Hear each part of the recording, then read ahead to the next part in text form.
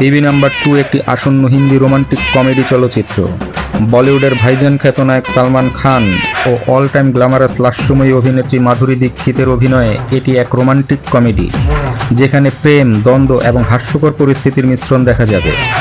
গল্পের সংক্ষিপ্ত বিবরণ: সিনেমাটির কাহিনী রিভলভেস অ্যারাউন্ড একটি ত্রিভুজ প্রেমের গল্প, যেখানে সালমান খান অভিনয় করেছেন একজন সফল ব্যবসায়ীর চরিত্রে, যিনি একটি সম্পর্কের মধ্যে পড়েছেন এবং তাদের সম্পর্কের জটিলতা এবং ত্রিভুজ প্রেমের কারণে গল্পের নানা হাস্যকর ও আবেগময় মুহূর্ত তৈরি হয়। মাধুরী দীক্ষিতের চরিত্র তার জীবনের নতুন দিক উন্মোচন করে।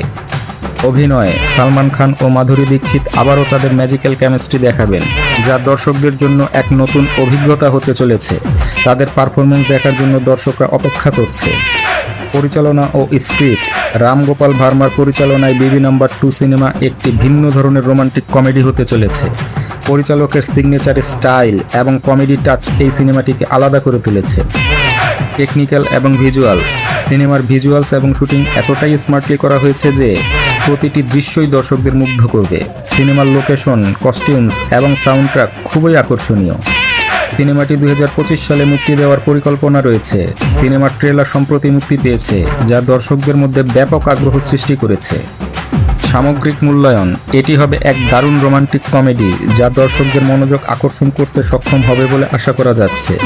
দীর্ঘ বিরতির পর একসময়ের দর্শকদের মনে কাঁপন ধরানো জুটি সালমান খান ও মাধুরী দীক্ষিতের নয়ন জুড়ানো মন কাড়া রসায়নের সঙ্গে দারুণ গল্প এবং মজাদার মুহূর্তগুলো সিনেমাটিকে বছরের একটি বিগেস্ট হিট তকমা দিতে সাহায্য করবে বলে ধারণা করা হচ্ছে।